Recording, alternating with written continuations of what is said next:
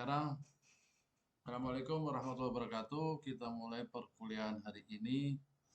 Waalaikumsalam warahmatullahi wabarakatuh.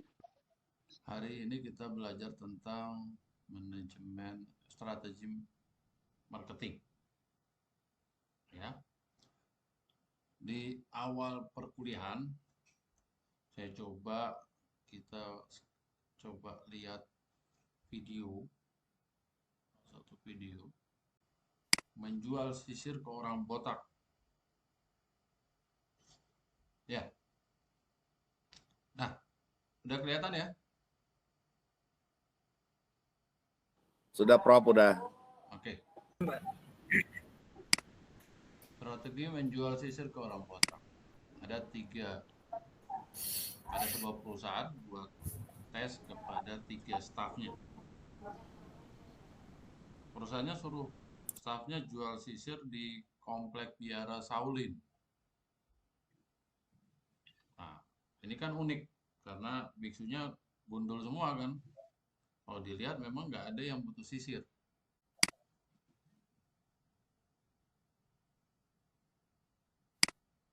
Nah, karyawan pertama dia bisa menjual 1 sisir. Itu pun karena belas kasihan biksu yang lihat dia nggak bisa menjual sama sekali. Akhirnya ada biksu yang beli cuman 1 sisir. Tapi untuk staf kedua dia bisa menjual 10 sisir. Gimana caranya? Dia sudah melihat fungsi dari sisir.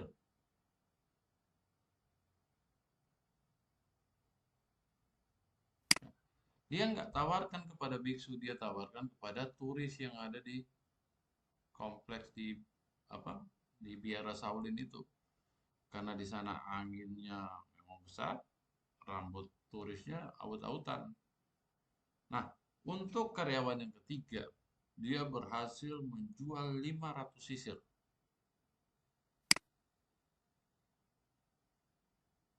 Gimana caranya?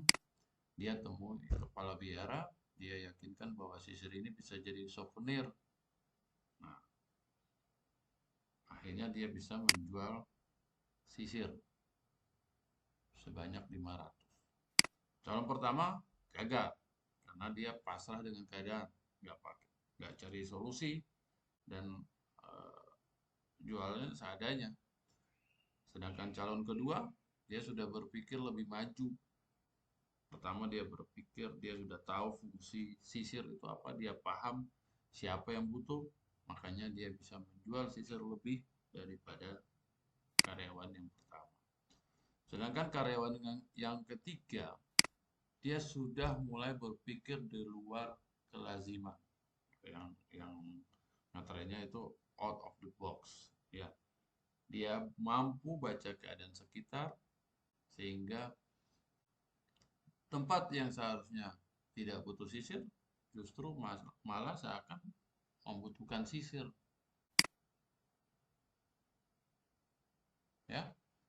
Nah, menjual bukan hanya sekedar menukar barang atau jasa dengan uang, tapi seni membaca keadaan dan membuatnya yang tadinya baik-baik seakan menjadi membutuhkan sesuatu.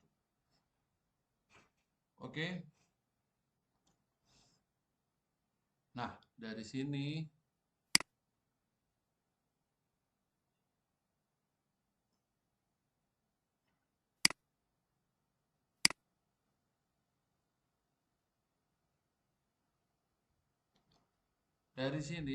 kita mulai belajar, mulai mendapat gambaran apa itu strategi marketing.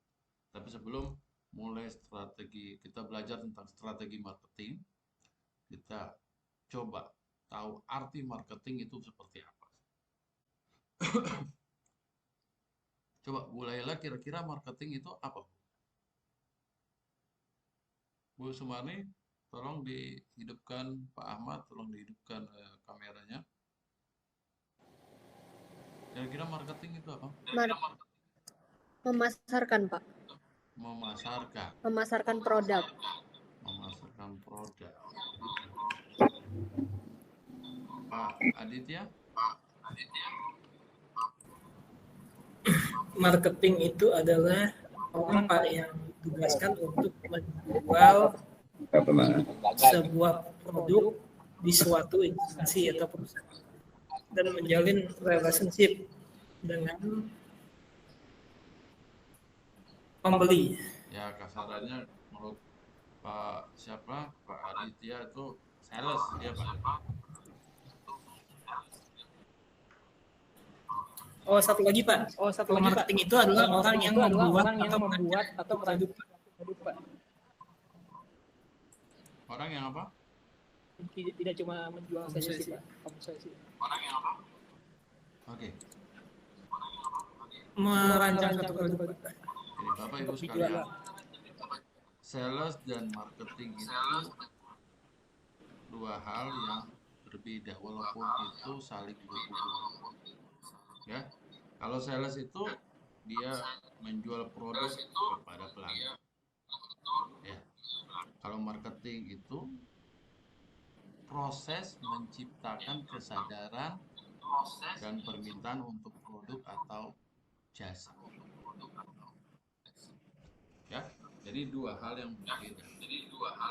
Nah, marketing itu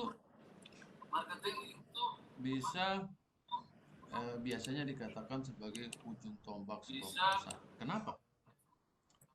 Karena marketing itu bukan hanya sebatas kita menjual, ya, seperti tadi yang dikatakan oleh Pak Aditya bahwa sales, marketing bukan seperti itu, bukan cuma menjual. Marketing itu sudah mulai dari saat kita merencanakan suatu produk atau jasa. Dalam perencanaan itu sudah marketing, ya, sampai ke tangan konsumen, layanan penjual itu termasuk dalam marketing. Karena itu di dalam marketing ada SDM, di dalam marketing ada operasional, di dalam marketing ada finance. Buktinya, contohnya seperti apa? Contohnya kalau kita lihat, umpamanya kita kalau ke mall atau ke supermarket, kita lihat ada harga 9.990 atau 9.950. Itu sumbangsi dari pemikiran marketing. Kenapa? Itu permainan psikologi dari orang marketing. Kenapa? Contoh begini, Bapak kalau beli satu barang atau dua barang, kalau pulang di rumah ditanya sama istri, itu harganya berapa Pak? Oh, Bapak masih ingat, 9.990. Atau Bapak bisa bilang 10.000. Tapi kalau Bapak beli berapa banyak barang, saat ditanya, Pak itu harganya berapa? Bapak bilang 9 ribuan. Padahal tinggal 10 perak itu harganya 10.000. Tapi Bapak salah mengatakan bahwa 9.000. Nah, itu orang marketing bermain dengan psikologi bahwa angka 9 yang muncul itu masuk ke otak. 9 yang berulang itu masuk ke otak. Makanya di marketing kita nanti belajar namanya perilaku konsumen.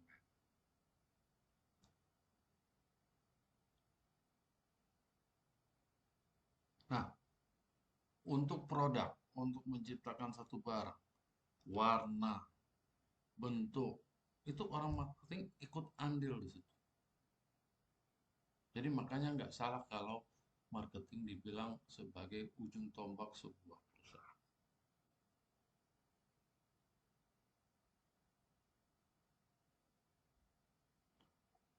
Ada yang mau nanya? Silakan.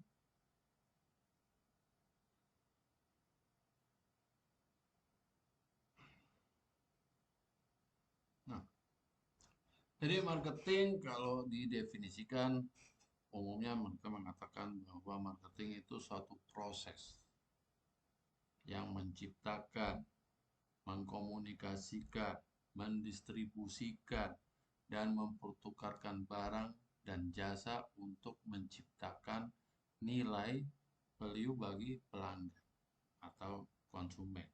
pemangku kepentingan, dan masyarakat.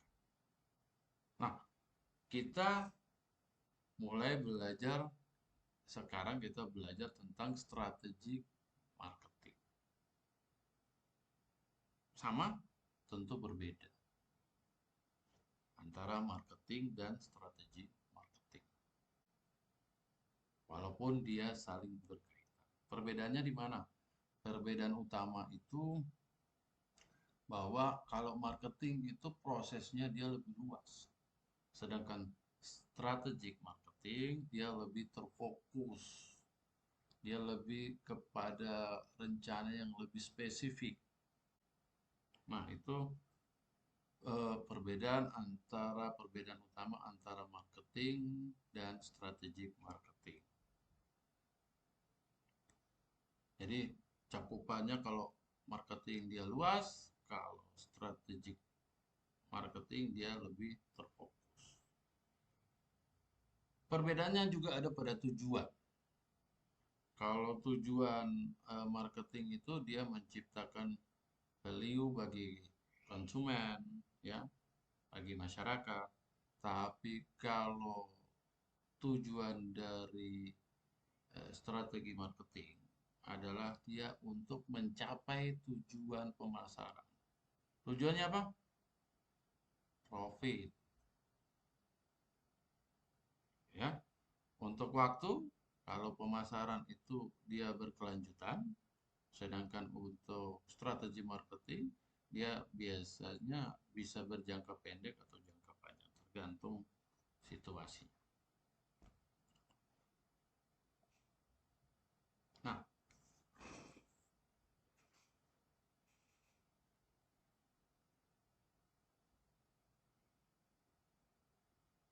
jadi kita sudah belajar, ya, setidaknya kan sudah mendapat gambaran perbedaan antara sales, antara marketing, antara strategi marketing. Udah paham ya, Bapak Ibu sekalian? Siap. Paham, Prof. Nah, Iya, Pak. Ya. ada pertanyaan. Kenapa sih pemasaran strategik itu penting? Apakah penting? Penting. Kenapa? Karena pertama,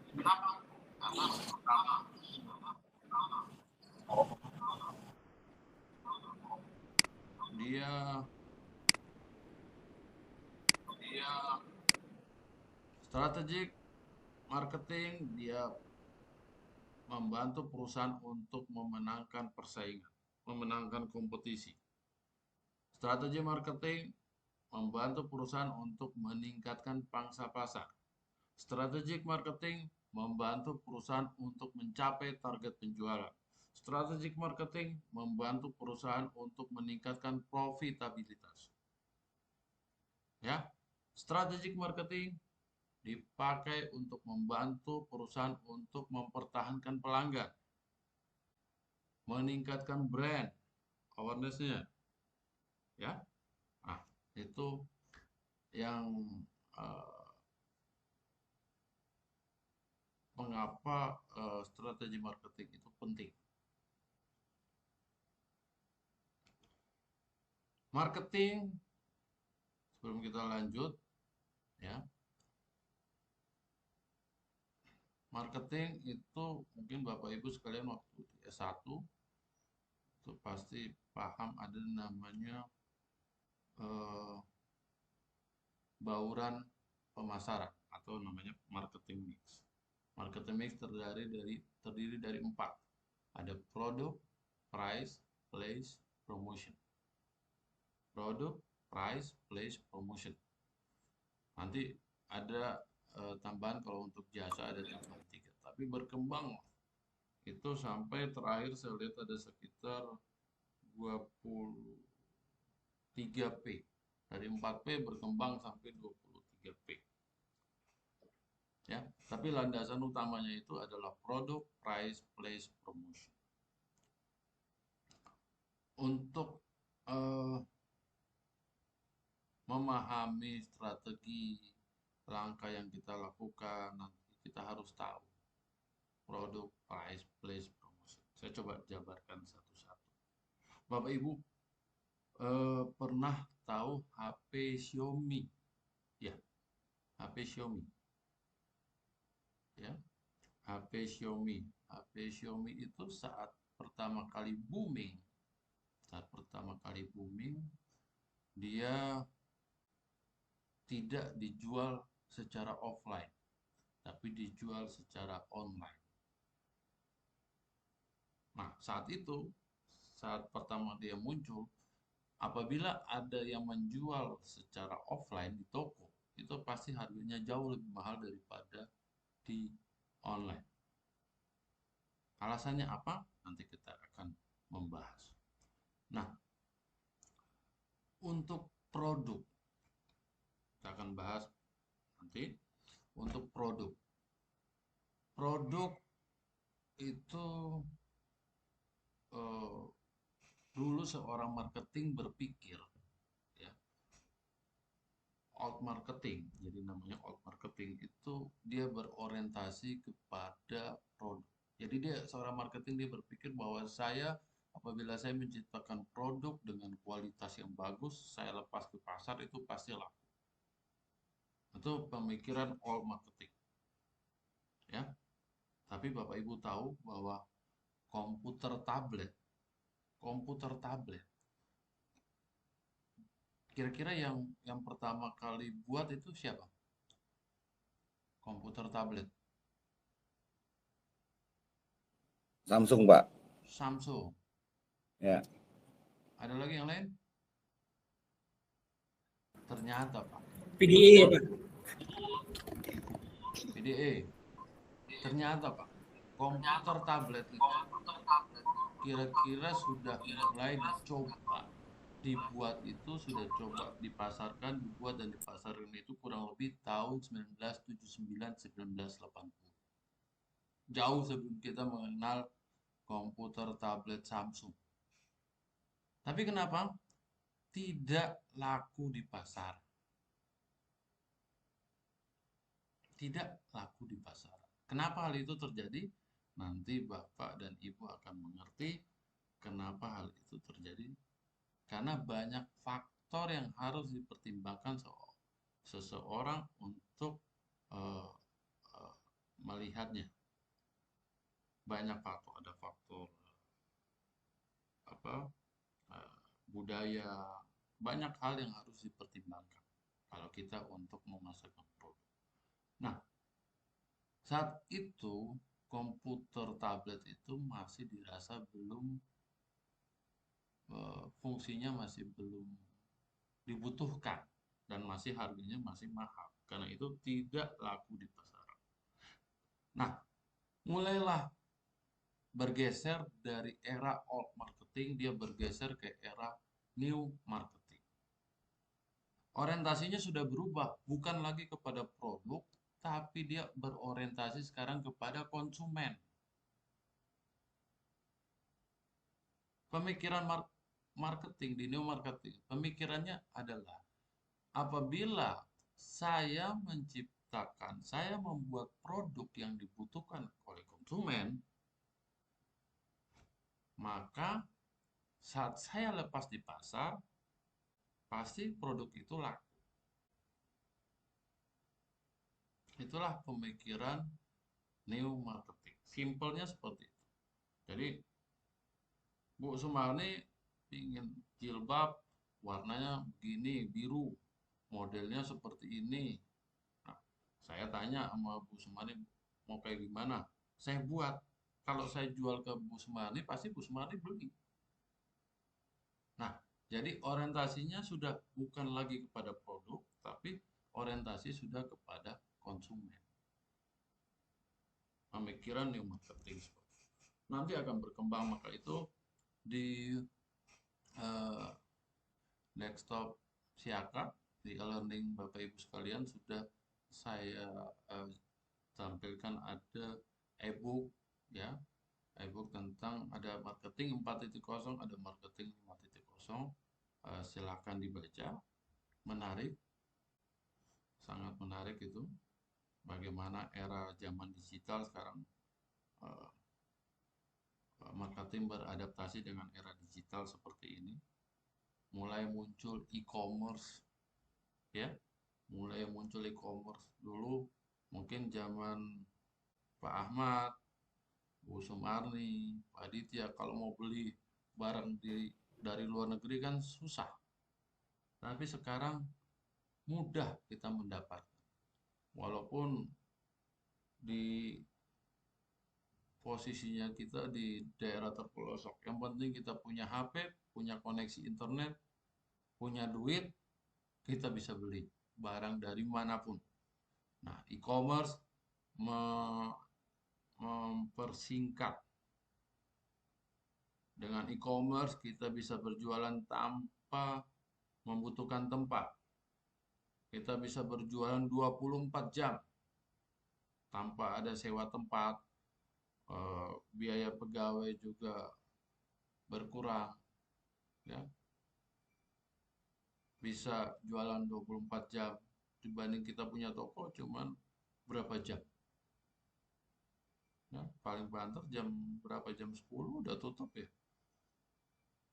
Tapi kalau dengan e-commerce itu, nah, marketing dia berkembang pesat, tidak seperti bidang-bidang ekonomi yang lain, bidang manajemen yang lain. Marketing dia berkembang pesat.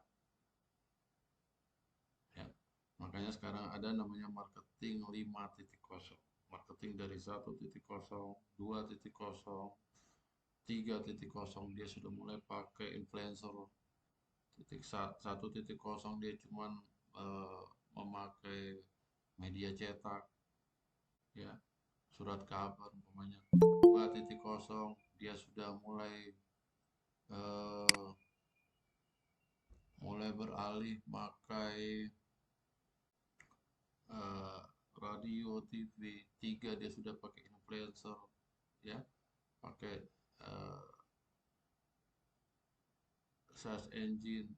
Dia yang 4 dia sudah mulai pakai, sampai sekarang sudah ada namanya AI, artificial intelligence, ya. Kita bisa bertanya apa aja dengan mudah. Bapak Ibu sekalian, ada yang mau tanya? Silakan.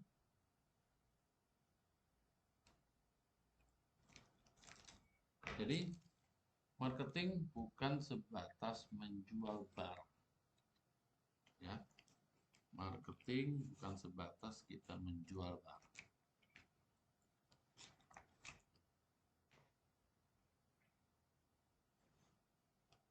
Kalau menurut saya definisi marketing bagi saya tuh, seorang marketing dia harus bisa menciptakan suasana. Marketing yang handal itu dia harus bisa menciptakan suasana, keadaan yang menempatkan diri calon konsumen itu dalam keadaan dia harus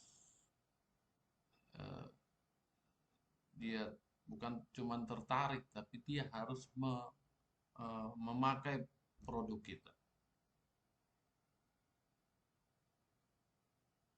Berbagai strategi dipakai. Strategi yang tadi saya bilang banyak. Kalau strategi marketing ada dalam jangka pendek, ada dalam jangka panjang. Kalau contoh strategi marketing yang dipakai dalam jangka panjang itu strategi yang dilakukan oleh Coca-Cola. Coca-Cola itu apa ya?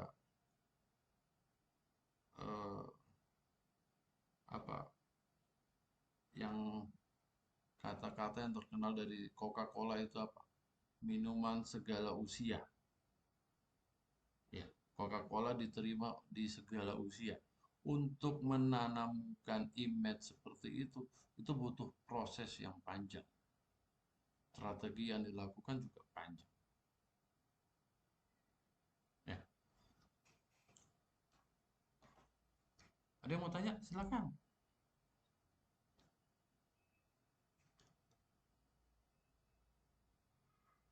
Masih baru, belum panas. Bu Ella?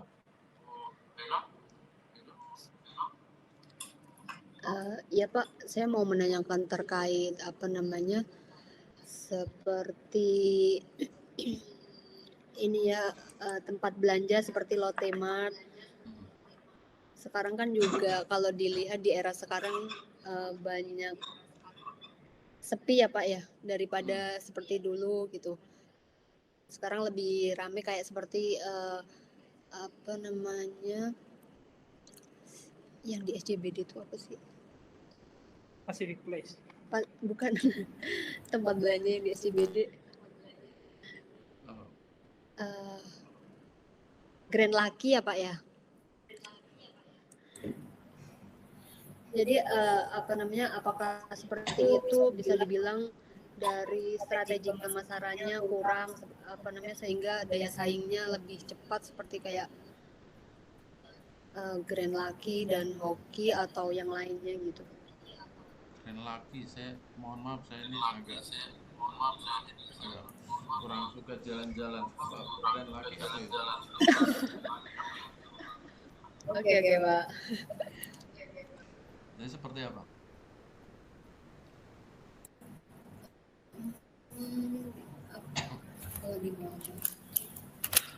Jadi mungkin yang ini Pak Musa yang dijual adalah lebih view bukan ke produk yang dimaksud gitu Pak. Bisa dijual pemandangan, view bukan produknya gitu Pak.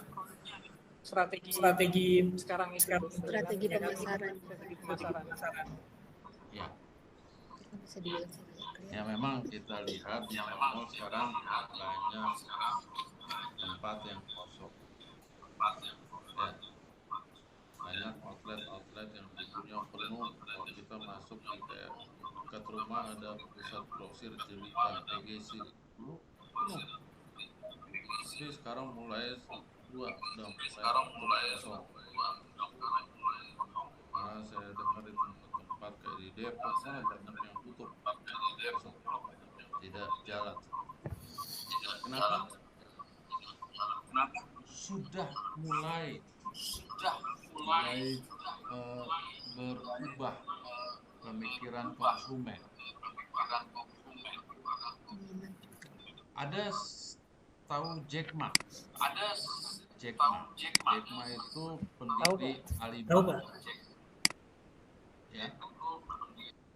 Jack Ma pernah mengatakan begini, bahwa barang palsu, barang tiruan, barang KW itu lebih bagus daripada barang asli. Seorang Jack Ma mengatakan seperti itu.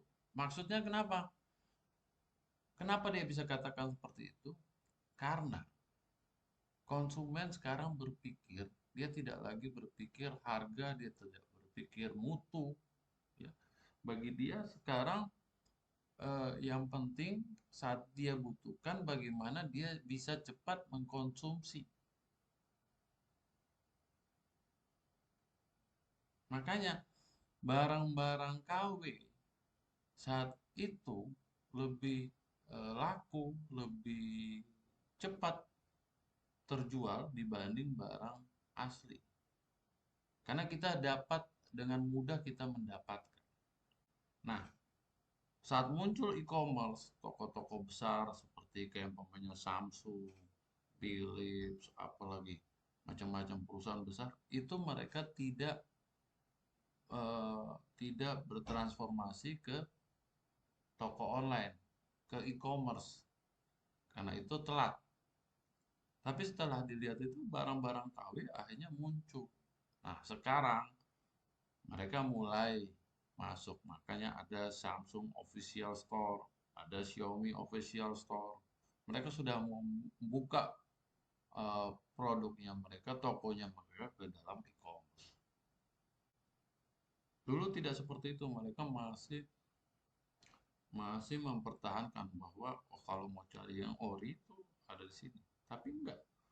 Pemikiran konsumen sekarang mereka lebih eh, lebih menginginkan apabila kita membutuhkan sesuatu, bagaimana kita cepat mendapatkan. Karena itu seorang Jack Ma dia mengatakan barang palsu sekarang lebih bagus daripada barang asli. Dulu ya, kalau sekarang kan barang asli sudah mulai ada juga di e-commerce. Nah, itulah fenomena-fenomena yang terjadi yang kadang-kadang harus kita jeli melihatnya untuk kita bisa eksis dalam persaingan yang ketat. Apalagi dunia digital sekarang ini, kita harus cepat. Bapak Ibu tahu dulu ada namanya apa ya? Sebelum HP yang terkenal dulu apa? Nokia. Nokia dengan sistem Symbian. Dia percaya diri dengan Symbian. Muncul Android, dia tidak mencoba bertransformasi ke Android, akhirnya tergeser dia. Muncul BlackBerry, dia terlalu percaya diri dengan QWERTY-nya.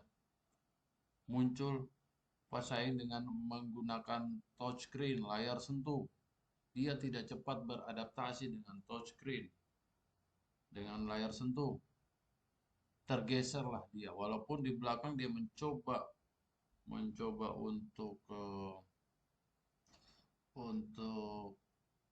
masuk ke layar sentuh, menggunakan layar sentuh, tapi sudah terlambat.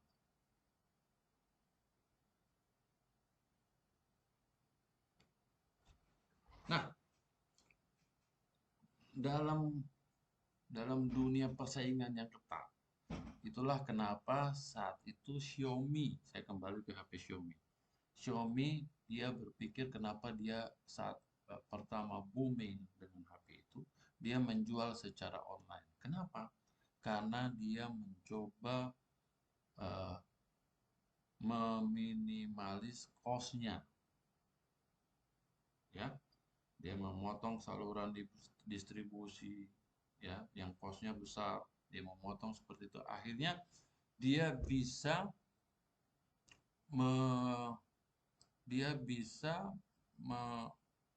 membuat produk yang kelasnya sama dengan produk atas tapi dengan harga yang di bawahnya. Tapi bayangkan aja, dalam satu produk kayak umpamanya HP, dulu saya beli HP itu ada sekitar 15 jutaan, ya. Itu Bapak Ibu bayangkan itu harga untuk memproduksinya itu sebenarnya cuma kurang lebih sekitar $100. Maksudnya kita anggap taruh 1.500.000-an. Dari 15 juta, harga produk itu cuma 1.500.000. Harga kita merakit itu produk cuma 1.500.000. Biaya yang besar ada di mana? Biaya yang besar ada pada riset. Biaya yang besar ada pada promosi. Ada pada itu. Nah, dia mencoba untuk mengurangi cost-nya. Karena itu dia bisa menjual produk dengan harga yang kualitas yang sama tapi harga lebih murah. Makanya dia bisa bersaing.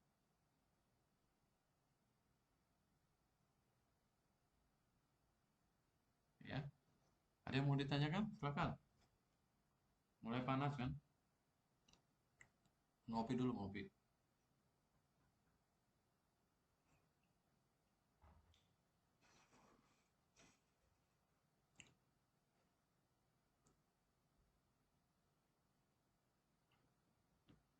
Bu Dian Nusa. Iya Pak, Oh, ini datangnya telat ini. iya Pak, maaf Pak. Backgroundnya dari mana? Saya dari manajemen S1 di, manajemen. ya S1 manajemen Kerja di di bank Pak. Oh, di bank.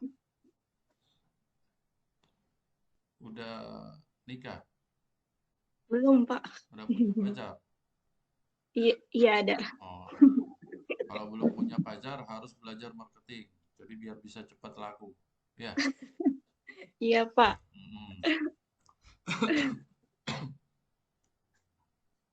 Oke, ada yang mau nanya silakan.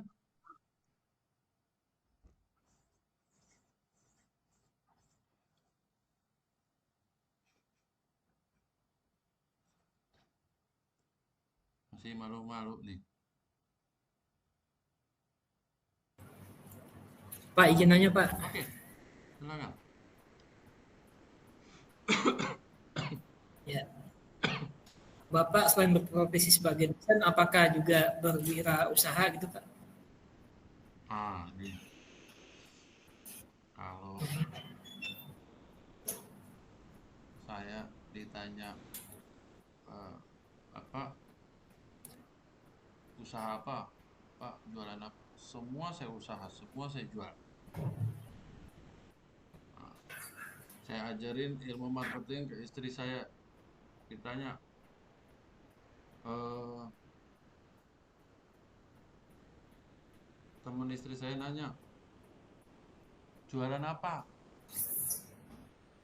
Katanya istri saya, semua saya jual, kecuali anak saya nggak jual.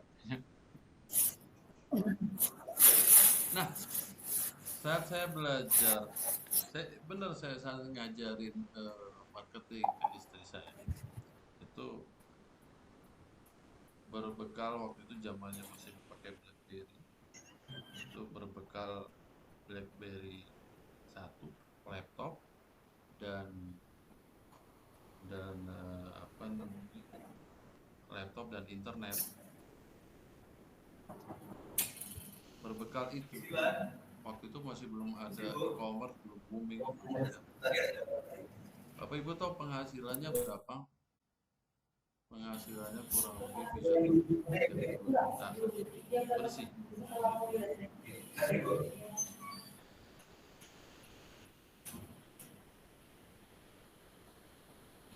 Lebih besar dari gaji saya. Nah, itulah kalau kita memanfaatkan teknologi untuk bekerja. Itu teknologi kan dibuat untuk membantu, memudahkan, bikin usaha kita lebih efisien, lebih efektif. Nah, karena itu perusahaan sekarang dituntut juga untuk menggunakan teknologi. Sama seperti kita di Jayabaya, kita sudah pakai learning, kita sudah pakai siakap, ya. Itu tuntutan. Kalau enggak, kita akan kalah bersaing.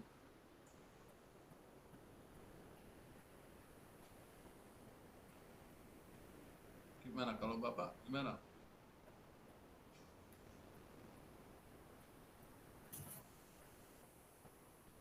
Ya Pak, Bapak usaha Pak?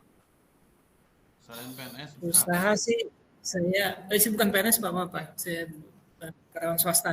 Oh Bapak karyawan swasta. Pengacara ya? Bukan. Kenapa Pak? Maaf. Tadi apa? Oh bukan Pak. Hukum ya Bapak, dari hukum ya? Backgroundnya hukum ya? Oh bukan, saya S1-nya manajemen juga Pak, Oh manajemen ekonomi. juga. Oh tadi Pak Ahmad yang hukum ya? Oke. Siapa? Iya Pak, betul Pak. Ya. Ya kalau sekarang sih kalau untuk usaha sih belum ya Pak ya, belum. Cuman selain kita terima gaji itu kan ya mungkin berinvestasi ya Pak ya, mungkin yang orang bank mungkin paham ya Pak ya. Ya. Entah itu bisa di deposito atau apapun gitu Pak ya bentuknya Pak, atau properti gitu ya Pak. Maksudnya mendapatkan penghasilan di luar gaji gitu ya. Itu paling sih Pak yang saya lakukan sekarang Pak. Ya, benar Pak. Jadi kalau pesan Bapak saya itu, carilah penghasilan jangan dari satu sumber, lebih Ya. harus sumber.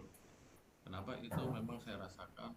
Karena kalau kita punya penghasilan dari satu sumber, kadang-kadang atasan suruh buat yang salah, kita ikutin karena kita takut dipecat, kita takut dipindahkan. Tapi kalau kita punya penghasilan dari sumber yang lain, kita masih bisa pakai prinsip yang benar. Ya. Nah, ada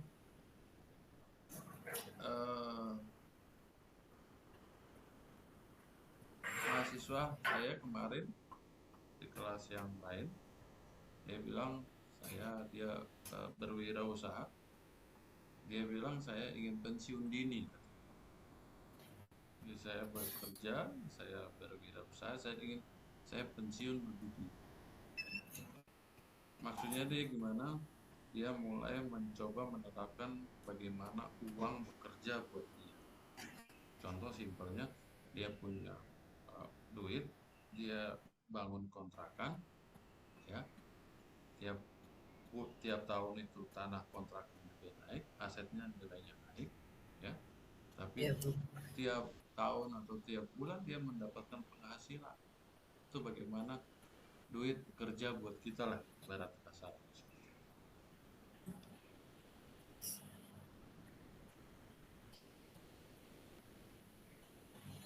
Bagus kalau sudah mulai berpikir seperti itu, ya, mulai berpikir untuk maju.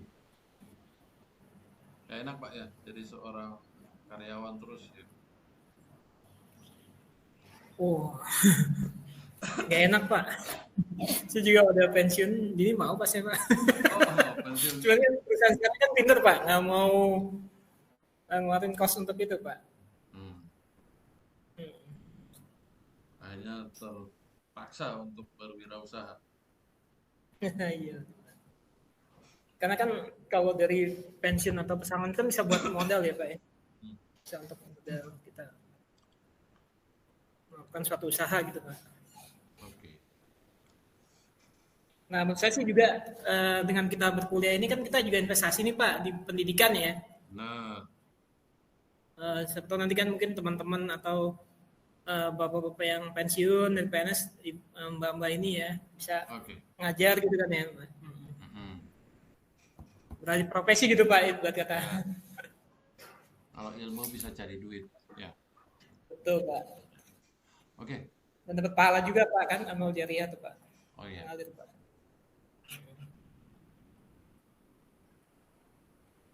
Bu Sumarni mau nanya? Nah. Iya, makasih Pak Musa. Sebenarnya saya belum ada pertanyaan sih, hanya untuk materi hari ini sangat menarik sekali untuk masalah marketing. Awalnya kan saya notabene-nya bukan orang manajemen ya, tapi semenjak saya ambil dan memutuskan untuk melanjutkan studi S2-nya itu ke manajemen pemasaran, manajemen ini kok malah saya lebih suka mendengarkan apa yang materi untuk hari ini. Saya pikir untuk daerah saya itu untuk memulai usaha dengan notabene-nya dengan hubungannya dengan materi hari ini cukup bagus karena daerah kami ini kan daerah tambang terbesar di Indonesia ya, tambang nikel terbesar ya untuk Halmahera Tengah. Jadi pertumbuhan penduduk yang ada di Halmahera Tengah itu cukup padat. Semua seluk-beluk manusia yang ada di Indonesia itu pada menuju ke sini. Jadi untuk memulai usaha itu cukup bagus. Mudah-mudahan saya dengan ilmu yang ada ini bisa membuat saya untuk motivasi ke depannya itu apa yang harus saya targetkan seperti itu. Itu aja sih. Alhamdulillah Bu. Kalau mendalami sudah senang dengan itu tuh materi yang saya berikan. Mas Umar. Yang lebih Mas saya Umar nih bisa dipromosin tuh. daerahnya. Apa? Mas Adi? Iya, kan orang kan kepengennya. Gimana Pak? Oh iya maaf Pak. Ya Masnya bisa dipromosikan tuh Pak Musa. Mbak Sumarni daerah. Oh. Kan orang kan kepengennya ke Raja Ampat tuh. Siapa tahu kan di sana lebih bagus gitu Pak. Atau Wakatobi gitu kan. Iya. Nanti kita bisa lebih dalam lagi sama Pak Musanya apa sih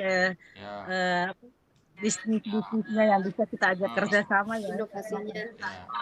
Yang saya lebih senang dari Bu Sumarni, beliau sudah mulai mencoba mengaplikasikan ilmunya dalam kehidupan sehari-hari. Itu bagi saya tuh langkah yang bagus, langkah utama yang bagus. Ya, mencoba mengaplikasikan ilmu yang didapatkan di sini di dalam kehidupan. Beliau sudah mulai berpikir seperti itu. Mungkin dalam planning sekarang, habis planning rencana kita eksekusi ya, ya Bu ya. Ya. Iya, insya Allah. Oke. Nah, kita tadi sudah belajar tentang strategi marketing. Tujuan utamanya itu dari strategi marketing adalah untuk menciptakan nilai tambah bagi pelanggan dan mencapai keunggulan kompetitif dalam pasar. Umpamanya begini, ada Pak Aditya nih, Pak Aditya sama Pak Ahmad umpamanya. Pak Ya, Pak. Aditya sama Pak Ahmad ini jalan ke gunung, naik gunung. Berdua nih Pak. Jalan naik Gunung gunung. Sari, Pak, bukan, Pak? Hah? Gunung apa? Gunung Sari, bukan, Pak? Gunung. Di tengah jalan, Pak Aditya sama Pak Ahmad ini ketemu dengan beruang. Wah. Dan beruangnya langsung kejar Pak Aditya sama Pak Ahmad. Mereka berdua lari. Ketemu sambil lari itu Pak Ahmad bilang ke Pak Aditya, Pak Adit, beruang ini ternyata larinya lebih kencang daripada kita. Bahaya, katanya Pak Ahmad. Tapi Pak Aditya ngomong lagi ke Pak Ahmad, jawab ke Pak Ahmad, Pak Ahmad,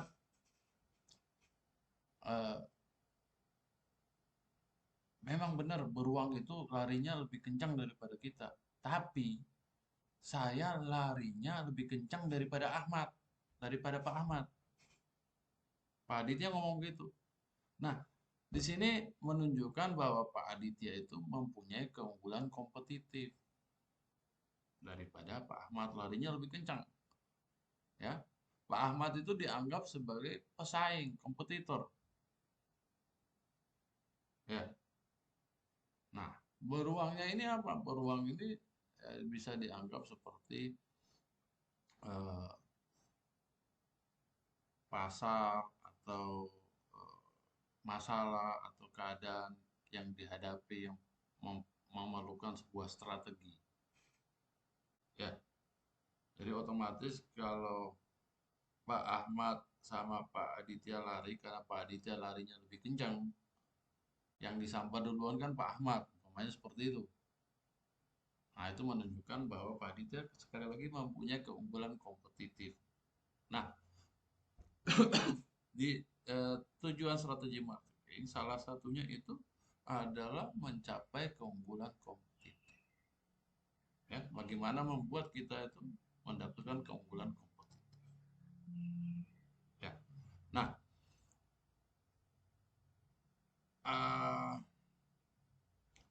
strategi marketing yang efektif itu dia akan mempertimbangkan banyak faktor.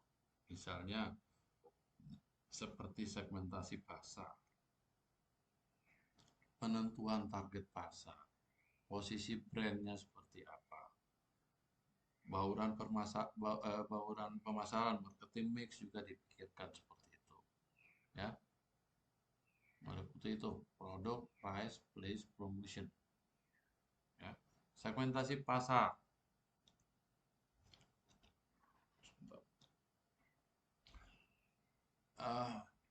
Apa itu? Proses membagi pasar menjadi segmen-segmen yang lebih kecil berdasarkan karakteristik, umpamanya demografis, ya, geografis, perilaku, psikografis, semua itu.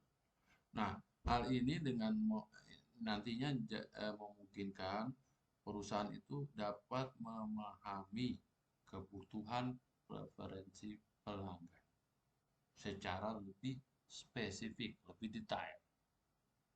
Makanya Samsung ada HP, saya nggak tahu sekarang seperti apa. Samsung mulai menciptakan HP untuk kalangan anak muda, ya, untuk kalangan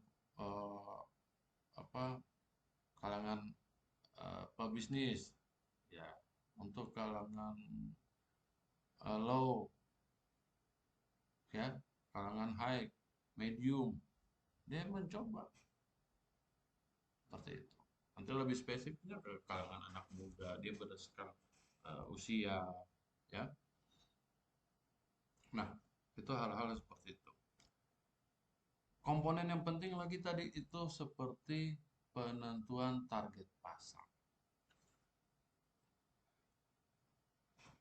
Ya, memilih segmen pasar itu akan menjadi fokus utama perusahaan dan mengarahkan upaya pemasaran pada segmen tersebut.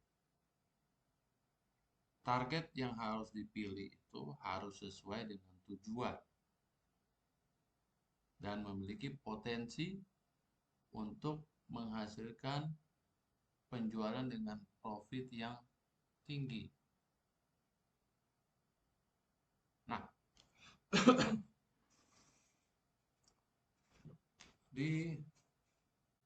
ada namanya istilah dalam marketing itu ada namanya ceruk pasar.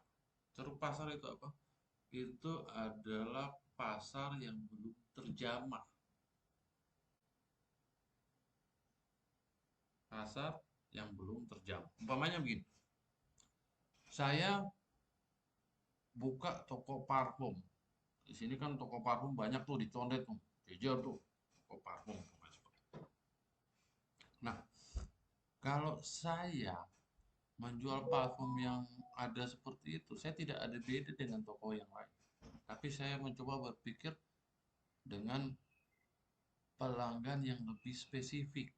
Umpamanya, eh, saya menyasar pelanggan yang mau parfumnya itu tidak sama dengan orang lain.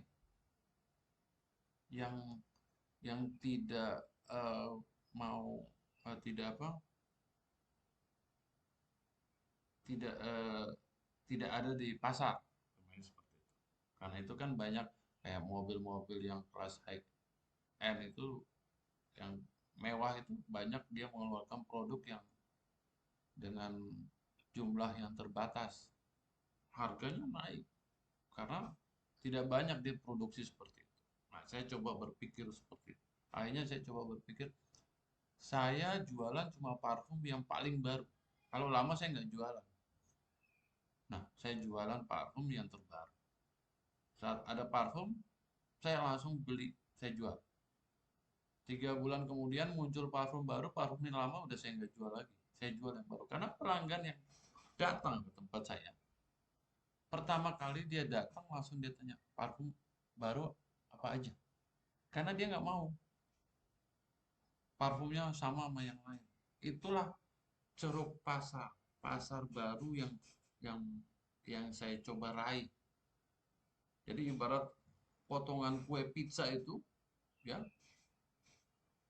potongan kue pizza itu sebagian kecil itu saya ambil dan itu kalau orang mau cari parfum yang baru datang ke toko saya, dia tidak datang ke toko yang lain. Jadi kue yang pizza yang begitu besar, walaupun saya cuma sebagian kecil, ya, tapi pizza yang sisa bagian yang lain itu dibagi dengan banyaknya apa toko dalam dengan apa yang bermain di bidang yang sama. Sedangkan saya sendiri.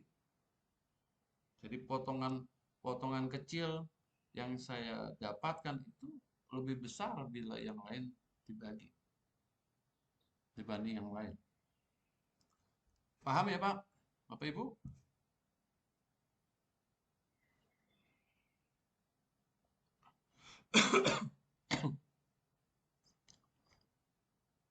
Nah, komponen yang penting lagi dari strategi marketing itu contohnya seperti eh, apa ya? Brand, posisi brandnya, posisi mereknya. Di kampung, di kampung, Kalau di desa, umpamanya di kampung, di desa, mau motor Yamaha, mau motor Suzuki, pasti dibilang apa?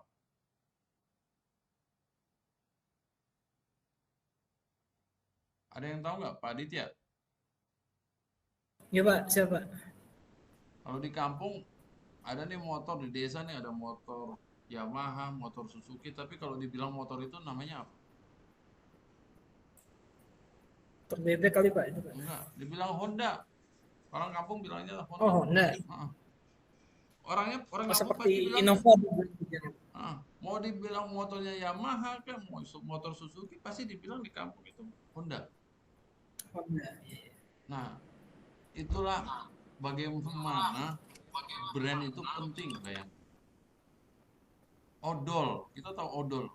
Odol itu kan pasta gigi, tahu kan Pak? Odol itu pasta gigi. Bapak tahu nggak? Odol itu dulu nama merek pasta gigi, Pak. Odol itu nama merek pasta gigi. Sampai sekarang kan orang tua kita bilang bukan bilang pasta gigi, bilang odol. Makanya brand image itu penting.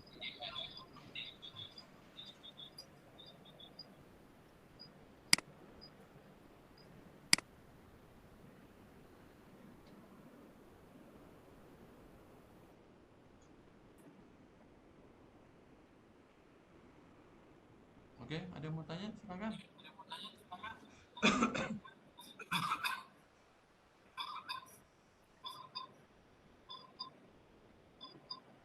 Di kampung juga kalau masalah motor, kayaknya mereka lebih pintar deh Pak. Lebih apa? Lebih pintar deh kuasai merek-merek motornya. Ya mungkin kalau di Maluku Utara itu lebih canggih ya. Tapi kalau di Jawa, kalau kita ke desa, ke kampung, motor apapun dibilang Honda. Honda ya. Untuk orang-orang tua ya, untuk sesepuh-sepuhnya bilangnya Honda. Kalau anak-anak muda sekarang mungkin udah paham.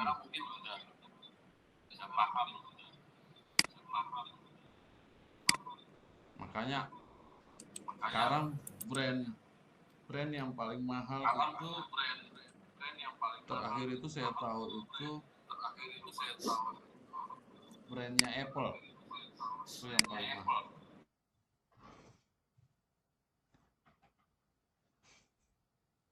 Apple mahal. Padahal di pasar murah ya. Betul Pak. Gantiin HP Xiaomi Pak. Apple Pak itu Pak. Oke. Apple dari mahal ya Pak. Dulu dapat. Pak Musa, Ya, itu kayaknya perlu dibedah deh Pak, strategi Apple itu menguasai pasar kan. Harganya kan nggak murah tuh Pak, cuman peminatnya yang laku gitu. Apa sih kelebihan dibanding produk lain gitu? saya punya video menarik nanti saya akan berikan. Bagaimana Apple itu siapa ya? Yang dirikan itu Steve Jobs. Steve Jobs. Bagaimana Steve Jobs itu dia membuat persaingan di dalam usahanya. Udah, nanti saya punya ada materinya, saya berikan. Ingatkan nanti saya berikan. Tapi ada satu hal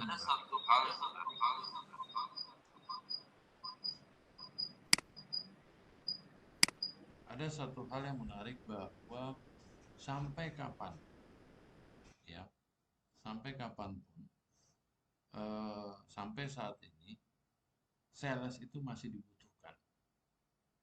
Walaupun dengan perkembangan yang teknologi yang pesat sekarang, tapi masih ada dibutuhkan sales. Kenapa? Karena dengan sales itu orang marketing melihat bahwa ada kita membangun hubungan emosional dengan konsumen. Walaupun sudah dibangun, umpamanya dibuat kotak layanan pelanggan atau segala macam ya, itu tidak tidak mengurangi kebutuhan untuk pendekatan personal kepada konsumen atau pelanggan. Makanya kita masih ketemu sales di mana-mana. Sama seperti pasar tradisional. Walaupun pasar modern udah banyak di mana-mana, tapi pasar tradisional itu tetap ada. Kenapa? Ada satu hal yang tidak kita temukan di pasar tradisional, tapi ada di pasar modern, tapi ada di pasar tradisional. Apa kira-kira, Pak? Ibu-ibu pasti tahu itu dan senang ibu-ibu kalau ketemu. Ya. Satu Pak, Apa? adanya terjadi tawar-menawar antar Nah, itu pedagang dan benar. pembeli. Benar, Pak. Nah, ibu-ibu itu kalau udah dengar diskon, tawar menawar, jagonya. Jadi saya kalau pergi ke luar negeri sama teman-teman, kalau untuk ibu-ibu saya tanya itu sama mereka. Kalau umpamanya kita ke Cina itu yang pertama dipelajari huruf Cina, bentuknya kalau tulis diskon itu apa? Bahasanya itu diskon itu apa? Itu ibu-ibu itu kerjanya tuh. Kalau udah dengar diskon, nah udah. Karena itu Bu, kadang-kadang Ibu perhatikan, coba Bapak Ibu perhatikan kadang-kadang saat kita ditawarkan hadiah atau kita dulu kadang-kadang suka ditelepon, Bapak dapat hadiah, Bapak boleh ngambil di tempat kami, tapi syaratnya Bapak datang dengan saudara perempuan atau ibu Bapak atau istri. Yang penting kita harus datang dengan perempuan. Kenapa? Karena saat itulah dipikir sama mereka itu mangsa itu. Karena itu ya perempuan ini gampang dirayu. Itu pasang kata diskon besar aja udah langsung masuk dia. Buka toko itu di depan toko kasih diskon yang gede itu masuk dia. Nah, tapi kadang-kadang perempuan juga dalam sebuah rumah tangga, perempuan juga menjadi penghalang untuk produk-produk elektronik. Contoh nih, perhatikan kalau kita ke Giant, ke Carrefour atau kemana aja, itu pasti barang elektronik tempatnya di ujung, sayur mayur itu tempatnya di ujung yang satu lagi. Ada nggak yang perhatikan kayak gitu, Bu? Bapak Ibu, ada yang pernah perhatikan nggak?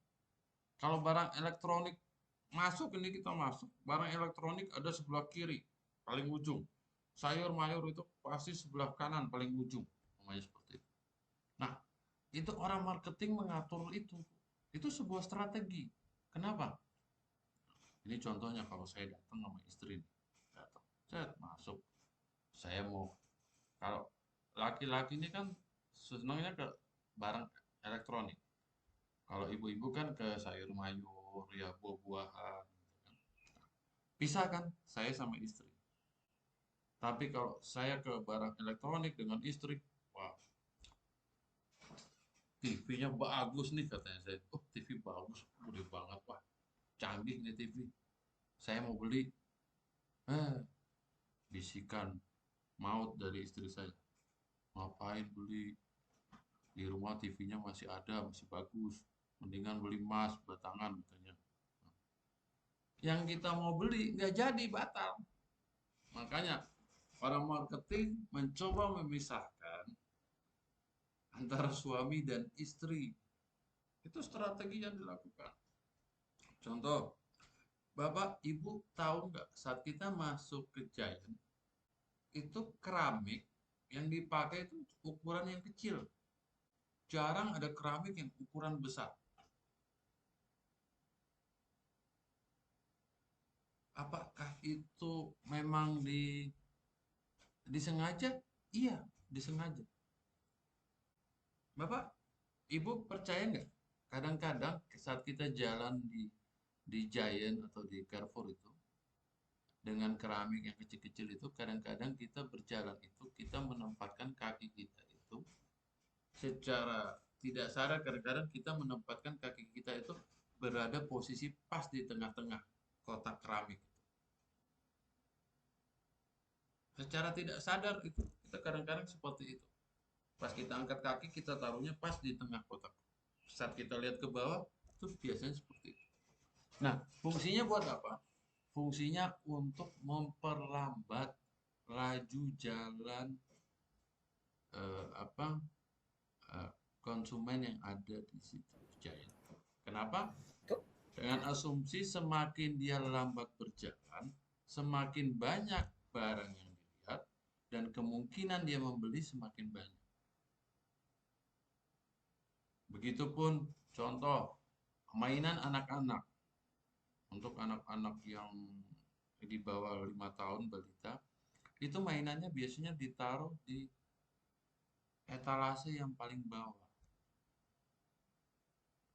Nah, kita jalan sama anak nih, kalau anaknya udah nyentuh mainan itu, yang terjadi cuma dua. Kalau nggak mau malu, kita beli deh. Tapi kalau bisa tahan malu, anak nangis, ya pasti kalau udah dipegang sama anak kecil, dilepas, kita lepas, pasti efeknya nangis. Nah, itulah orang marketing mencoba membuat suasana yang akhirnya kita harus mengkonsumsi produk itu. Jadi dia bermain juga secara psikologis. Makanya nanti di marketing kita akan belajar, kalau di marketing kita harus belajar namanya perilaku konsumen. Sekarang zaman sudah serba digital, tapi radio tetap masih ada. Radio tetap masih dibutuhkan. Kenapa? Orang marketing melihat, mempelajari bahwa sebenarnya di otak kita itu, kita secara visual dan audio itu lebih cepat dan lebih lama ditangkap di otak. Lebih lama dan lebih cepat tertanam di otak kalau secara audio, berbeda dengan secara visual. Karena itu, walaupun zaman sudah canggih seperti ini, radio tetap ada eksis. Walaupun dia sampai ada radio yang sudah, kita kalau mau cari dengar radio di internet juga bisa. Ya kan? Nah, itulah strategi-strategi yang dilakukan oleh para marketing untuk kadang-kadang menempatkan konsumennya ke dalam situasi kondisi yang mana kita harus terpaksa membeli produk itu. Walaupun tidak dibutuhkan, sama seperti tadi, tidak jauh beda dengan bagaimana cara menjual sisir ke orang botak.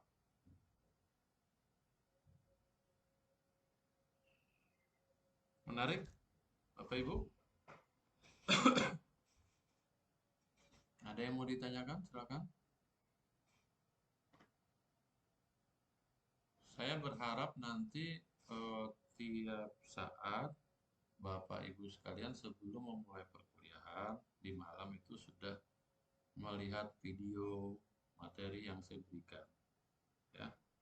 Nah, jadi pemahaman Bapak Ibu saya harapkan sudah lebih maju saat kita berdiskusi. Ya, banyak yang ada gambaran lah, banyak yang mau didiskusikan, banyak hal kalau kita belajar materi yang sudah diberikan sama saya. Ada e-book saya sudah berikan, PowerPoint nanti saya berikan, sudah ada juga sebagian di situ. Ada nanti minggu-minggu ke depan, kalau saya lihat diskusinya masih butuh waktu di luar jam ini, nanti saya buat grup diskusi Jadi Bapak Ibu sekalian kita bisa berdiskusi langsung walaupun dengan HP ya. Nanti di situ saya tampilkan grup diskusi. Jadi kita bisa berdiskusi di luar perkuliahan, di luar waktu perkuliahan. Ada yang mau ditanyakan? Silakan.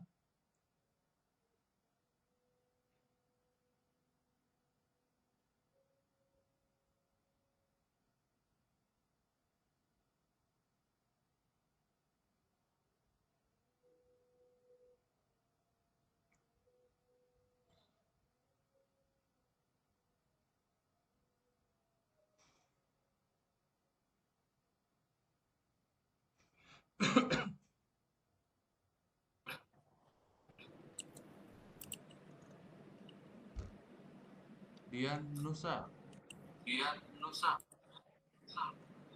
Iya, Pak. Hmm.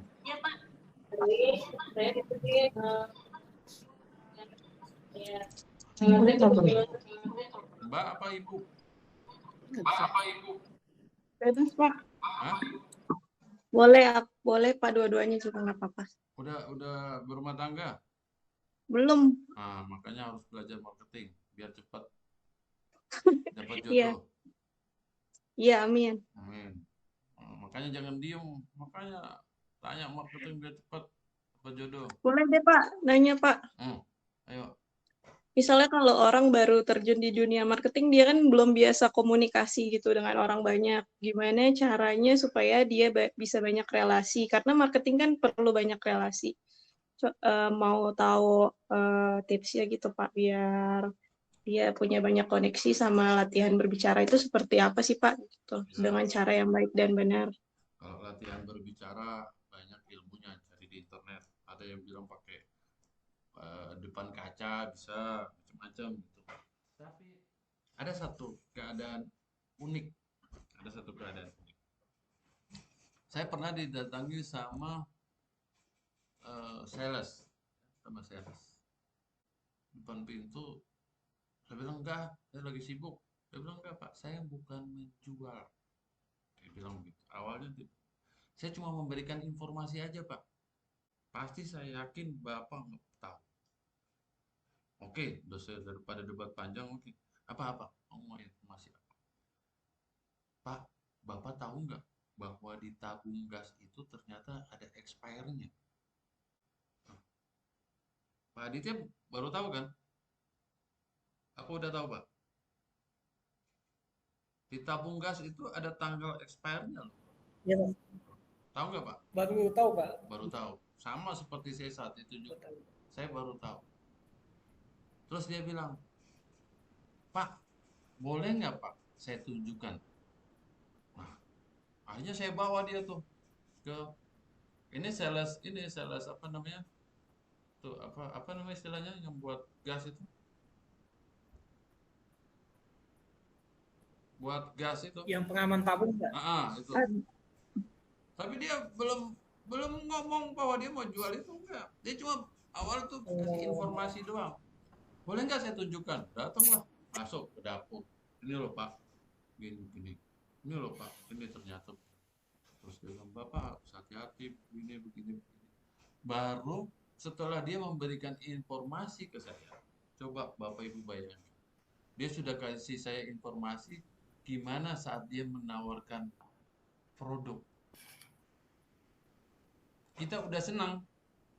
Terus dia tawarkan produk, apa yang terjadi? Walaupun itu regulator namanya. Regulator saya itu masih bagus, tapi karena saya terima kasih sama dia, saya beli juga. Oh iya, regulator. Itu yang terjadi. Jadi bukan sebatas kita cuma berbicara dengan manis, dengan itu bukan. Tapi ada nilai tambah saat kita berkomunikasi dengan calon konsumen, sehingga membuat kita konsumen itu tambah tertarik. Ya, dia. Nah, Ya Pak, udah Pak. Makasih ya Pak. nanti berbicara dengan pacar juga cari yang ada nilai tambahnya buat pacar. Ya, Laila ya.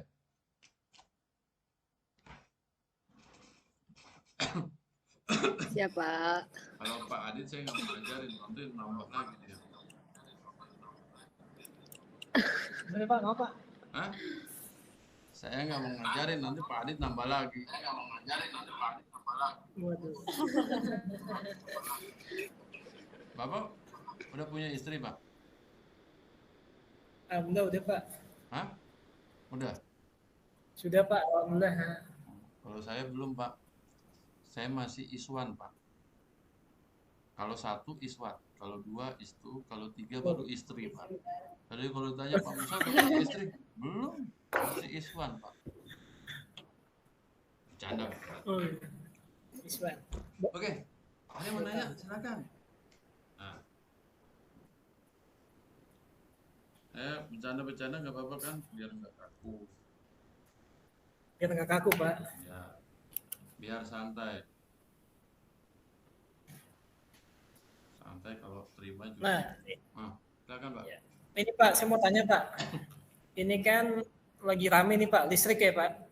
Semua serba listrik, mobil, motor kan ya Pak. Sementara pihak Pertamina kan masih menjual gas tuh ya, atau sekarang dikaitin dengan polusi udara lah Pak ya. Jadi kan seolah masyarakat itu dipaksa untuk mengkonsumsi listrik lah, kendaraan gitu Pak. Itu maksud saya, Bapak itu setuju atau tidak gitu Pak? Saya pribadi, ya saya sih setuju-setuju aja. Kalau saya punya duit, siapa sih nggak mau coba hal baru? Ya kan? Betul Pak. Bapak merokok nggak, Pak? Ngerokok nggak, Pak? Bapak ngerokok? Enggak Pak. Nggak. Pak Ahmad nih. Pak Ahmad ngerokok? Alhamdulillah enggak Pak, kalau nggak bisa berkuliah Pak. Enggak, Pak. Rokok Pak, siapa? Pak Ahmad, saya mau tanya nih, Siap. Pak Ahmad. Sambil nyetir Pak, nggak apa-apa ya Pak? Siap. Kalau ada merek baru, Pak Ahmad, Siap. muncul di TV, wah, Pak Ahmad tertarik nggak untuk mencoba? Merek apa nih Pak? Umpamanya ada merek baru nih, Pak. Keluaran baru Ya. lah. Bapak tertarik nggak untuk mencoba? Coba aja, kan coba dulu. Tergantung jenis barangnya Pak. Tergantung jenis Kalau barangnya, kalau tergantung Kalau harganya. rokok mungkin saya coba Pak. Kalau rokok mungkin saya coba. Nah, tergantung harganya juga, Pak ya. Ya harga kemudian Pak, kalau mahal nggak bakalan jadi langganan Pak. Ya. Tapi kalau enak nggak apa-apa Pak.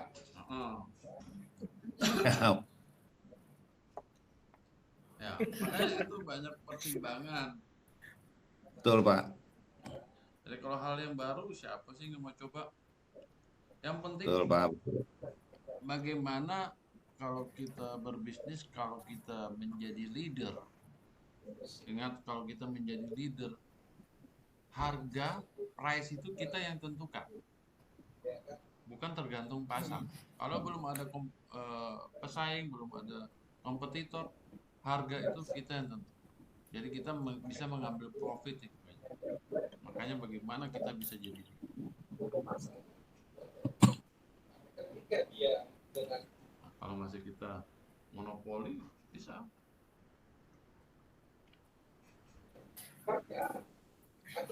Nah, itu kan ini Pak, bensin kan naik nih Pak, harga bensin kan lagi naik ya, naik terus. Nah itu kan kompetitor Pertamina itu kan nggak boleh ngasih harga di bawahnya ya Pak. Jadi acuannya itu kalau Pertamina naik ya mereka harus naik gitu kan ya Pak. Oke, saya tanya sama Bapak. Ini kan maksudnya kompetisinya nggak juga ya. Iya. Saya mau tanya sama Bapak. Pak, dulu zaman Bapak ya, Pak. TV cuma satu kan Pak, TVRI ya. Stasiun TV cuma satu, TVRI. Yang Bapak kecil? Ini ke saya Pak. Iya. Bapak masih nemuin itu nggak? Halo. Oh. TVRI dulu masih Pak. Zaman Bapak Kan udah mulai ada RCTI Pak dulu Pak. Belum ada kan? Pilihan Ya Pak saya satu-satunya. Pak. Ya, pilihan satu-satunya TVRI kan Pak? Udah ada Pak. Hah? Saya SD sih udah ada Pak itu. Oh, RCTI Pak. Doraemon ada. berarti Pak Ahmad. Mungkin kalau zaman Siapa? mungkin TVRI kan Pak. Pak Ahmad zaman Siapa? kecil itu TV-nya cuma TVRI ya Pak ya? Betul Pak, cuma satu. Cuma satu TVRI. Hari Minggu nontonnya Unyil Pak ya? Iya, betul Pak. Iya. Nah, Pak Ahmad, habis itu Siap, muncul RCTI, SCTV. betul Sebenarnya Pak. menurut Bapak yang diuntungkan siapa Pak? Saat Yang diuntungkan, kalau di awal yang kan diuntungkan, TVRI monopoli, ya, dia monopoli. mm, Stasiun TV di monopoli negara TVRI aja. Saat itu muncul RCTI, SCTV, macam-macam. Yang diuntungkan siapa? kalau secara keseluruhan masyarakat Pak dalam hal ini melihat eh, perbedaan-perbedaan dari siaran yang ada Pak. Ya. Yang Gitu diuntungkan Pak. adalah konsumen, Pak. Konsumen yang Siap, diuntungkan, dia punya banyak pilihan. Ya, Banyak pilihan sih, karena Pak. ada betul Pak. persaingan. Karena ada persaingan, Betul ngomong. eh, kita kita bisa jadi lebih terpacu. Tapi kalau nggak ada persaingan, ya kadang-kadang ya biasa kita lihat stagnan di tempat. Nah, jadi kalau ada pilihan-pilihan seperti itu, sebenarnya diuntungkan konsumen. Konsumen lebih diuntungkan. Cuman, Nah, itu ya, ya, gimana Pak? ya itu kan tadi berbicara bensin tadi ya Pak. Bapak kan tahu Shell ya Pak, Shell. Ya, Dia kalau cuma jual bensin aja, saya rasa bisnisnya nggak akan bertahan lama tuh Pak. Sekarang kan ada inovasi ya, bisa ganti oli, dia punya kafe, terus dengan gimmick-gimmick poin lah ya, bisa dapat poin kan si bensin dapat poin untuk apa gitu ya Pak. Itu menurut saya sih bagus Pak strategi bisnisnya mereka tuh. ya. Nggak menjual satu produk aja sih kalau saya bilang. Walaupun itu sebatas poin, ada reward bagi pelanggan, kan dia memberikan reward. Itu kan menunjukkan Reward Pak, perhatian, betul Pak. perhatian dari produsen kepada konsumen. Ke konsumen. Nah, itu yang akan menjadikan loyalitas semakin tinggi. Nah, betul Pak. Ya. Jadi maaf Pak, saya ambil kesimpulan berarti kalau marketing itu kalau mau sukses gimana dia mentreatment konsumennya ya sehingga nyaman gitu ya Pak. Iya, kan nyaman. Jadi Nyaman dan dia tidak berpindah lah, loyal gitu ya. makanya kadang-kadang dibilang mempertahankan pelanggan itu lebih sulit daripada mencari pelanggan baru.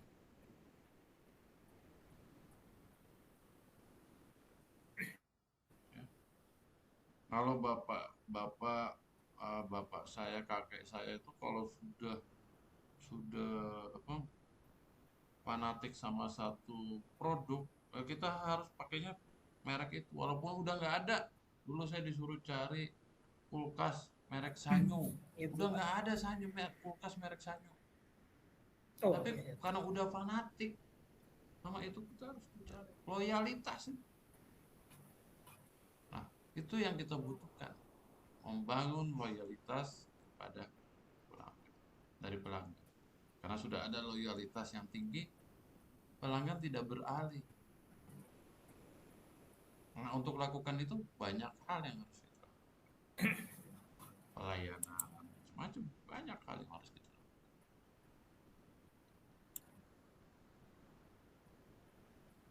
Ya. Nah, nanti kita akan banyak berdiskusi. Ya, nanti saya akan tampilkan, uraikan masalah-masalah yang terjadi di sekitar kita, di dunia internasional, pada produk-produk terkenal. Kayak ada satu contoh,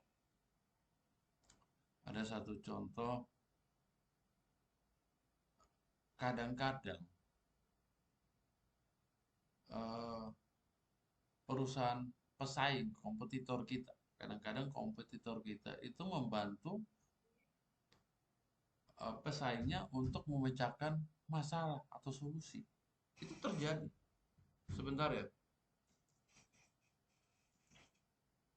Izin sebentar.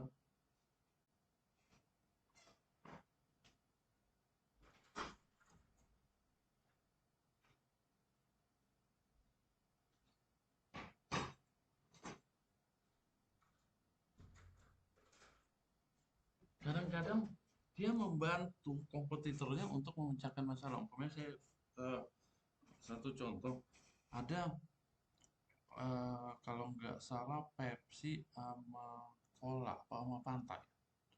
Jadi satu saat ada satu eh, Pepsi kalau nggak salah apa Fanta, dia produknya dibajak. Tapi yang lucunya, yang anehnya, kompetitornya yaitu Pepsi, dia membantu untuk mengungkapkan pembajakan itu. Harusnya kan kalau kompetitornya susah kan kita harus senang. Alasannya kira-kira apa?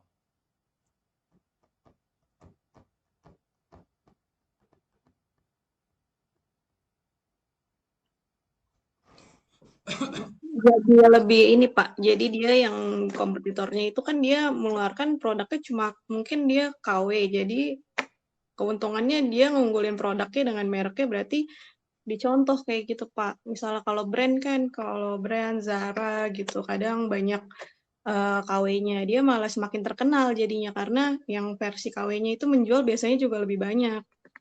Di samping itu kualitasnya jadi bisa diragukan, jadi bisa bedain kualitas kalau Bukan, sama yang asli. bukan. Maksudnya saya kenapa kompetitornya membantu untuk menyelesaikan masalah pembajakan.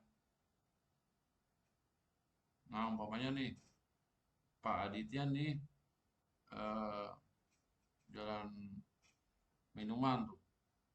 Pak Aditya sama saya, kita mau memimpin pasar minuman, minuman ringan di Indonesia. Pak Aditya produknya dibajak sama si Laila. Wah, saya kan kompetitor Bapak, pesaing Bapak. Saya laporkan si Laila ke polisi, biar pembajakan itu hilang. Seharusnya Pak, secara logika, ya, kalau Pak Aditya dibajak, Pak Aditya akan rugi nggak? Dan saya harusnya senang kan? Nah, tapi kenapa saya membantu? Nah, tuh, gini. Kita anggap ini sebuah kue, ya Pak, sebuah kue. Saya, Pepsi dan Cola itu dia menguasai pasar terbesar. Lainnya itu kecil, potongan kue kecil. Tapi apabila satu potongan, jadi ada dua potongan kue yang besar, satu Pepsi, satu Cola. Pesaing itu kecil-kecil. Tapi apabila satu penguasa besar ini hancur, berarti potongan kue terbesar cuma ada di Pepsi umpamanya. Ya, ada cuma satu potongan kue terbesar. Dan sebenarnya bagian yang paling besar itulah adalah gabungan dari potongan kue yang pesaing yang lain dengan yang hancur. Jadi bagiannya itu lebih besar daripada Pepsi. Tapi ingat Pak, bahwa tadi saya tanyakan ke Pak Ahmad, kalau ada produk baru, Bapak akan mencoba enggak? Oh, ya saya akan coba. Nah itu kan orang marketing mencoba membangkitkan rasa penasaran. Akhirnya Pak, potongan kue besar itu dia akan tergerus Pak. Dia akan tergerus karena banyak pilihan, sudah tidak dimonopoli lagi umpamanya dua apa kekuatan besar itu. Nah, muncul pesaing-pesaing baru dan mungkin yang dulu loyal sama Cola atau loyal sama Pepsi dia akan beralih ke situ.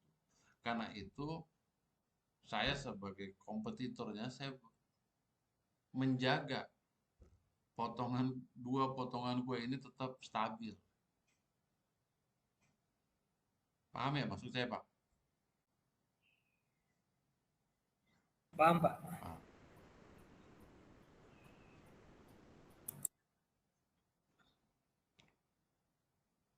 Ada lagi yang mau ditanyakan?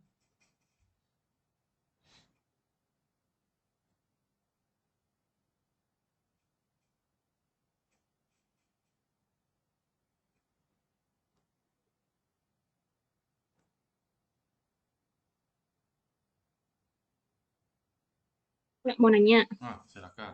Senang saya gitu. kalau misalnya kalau di e-commerce kan kalau di Shopee itu contohnya ya, Hmm. barangnya itu produknya murah-murah, malah lebih murah dari di toko. Malah kadang bisa nemuin harganya itu lebih murah daripada modal. Mengatasi kayak gitu tuh gimana ya Pak? Kalau misalnya kita Lebih murah sebagai daripada apa? penjual, dari modal Ah, misalnya kita ingin jualan dengan barang yang sama gitu. Kadang ditemuin tuh lebih murah lagi kalau di Shopee gitu. Itu gimana Pak? Shopee. Sekarang, kemudian suka ke pasar. Mbak Dian suka ke pasar. Iya kadang Pak, Pasar tradisional sering apa jarang? jarang. Jarang. Mbak Laila sering ke pasar tradisional nggak? Mbak Laila sering ke pasar tradisional nggak? Sering Pak, Sering. sering Pak. Nah, saya mau tanya, Mbak Laila, kalau pasar tradisional umpamanya harga apa ya? Beras lah atau jangan apa ya? Ya gula lah, gula. Di pasar tradisional sama pasar modern seperti Alfa itu mahalan mana? Lebih mahalan modern Pak, pasar modern. Enggak juga. Masa pasaran modern lebih mahal? Karena biasanya ini sih Pak, harganya apa ditentukan dari tempatnya, terus apa segmen konsumennya. Hmm. Kan kalau kita Kalau masuk ke Alfa, Indomaret biasanya ada tusuk diskon. Ya, lagi promo nih. Ini harganya murah nih. Benar murah? Benar. Di tempat lain pasti lebih mahal. Kenapa? Karena kalau dia beli dalam jumlah banyak, pasti diskonnya lebih besar nggak?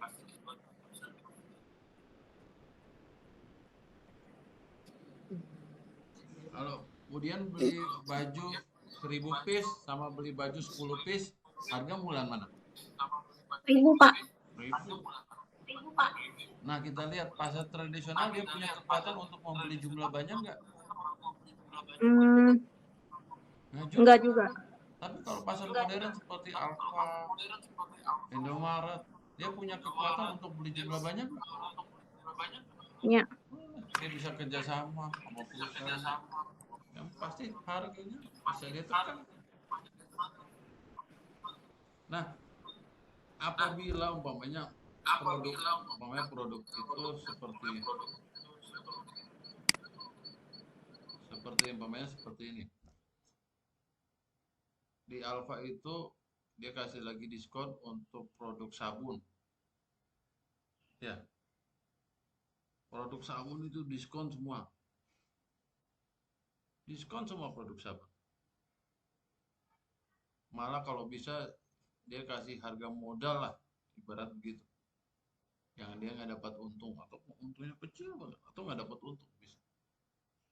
Kira-kira dia rugi nggak?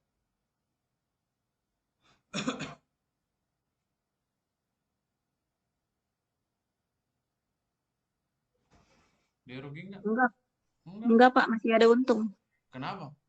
Loh dia jualnya modal loh, harga modal. Mungkin itu barangnya udah hampir expired date, jadi dia barang yang sebelumnya udah meraih keuntungan, jadi yang sisanya di diskon. Enggak juga. Barangnya nggak expired, tapi dia untung nggak? Barangnya masih lama expired. Dia untung nggak? Untung. untung. Kenapa? Karena kalau kita datang beli sabun, kita nggak lihat pasta gigi, kita nggak lihat ini,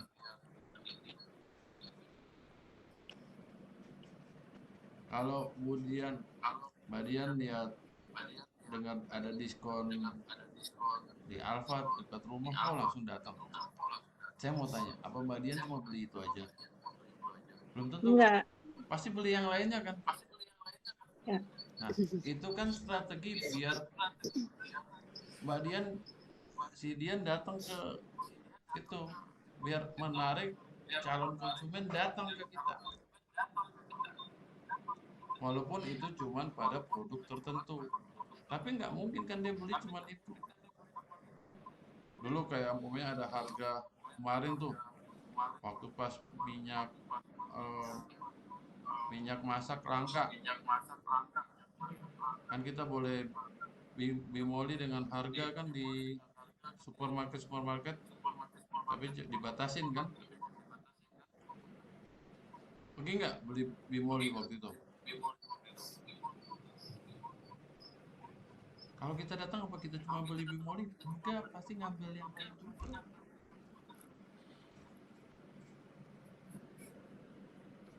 Jadi banyak cara dilakukan, banyak peluang yang bisa kita manfaatkan,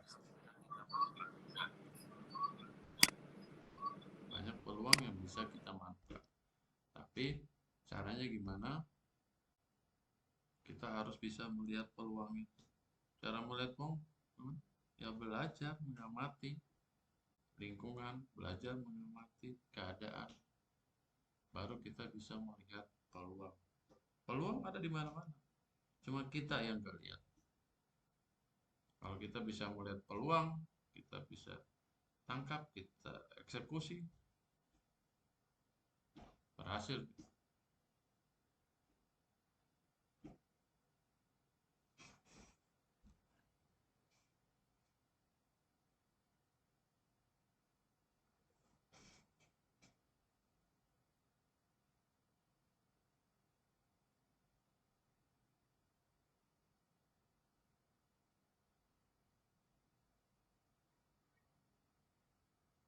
Oke, ada yang mau bertanya? Silakan.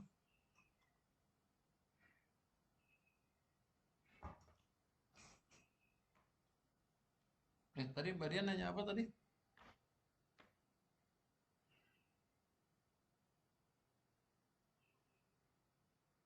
Cara mengatasi kompetitor yang jualnya lebih murah tadi, Pak. Nanti kalau sudah, emang kayaknya mau lagi usaha ya? Dulu pernah sih, Pak, cuma karena sibuk jadinya stop. Gitu.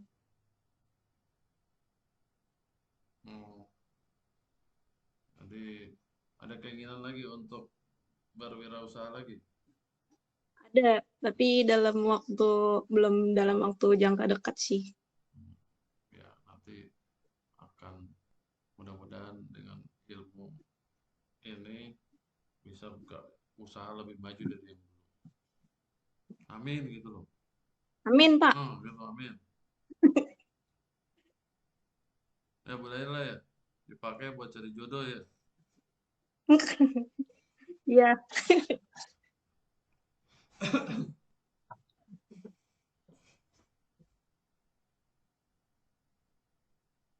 Oke.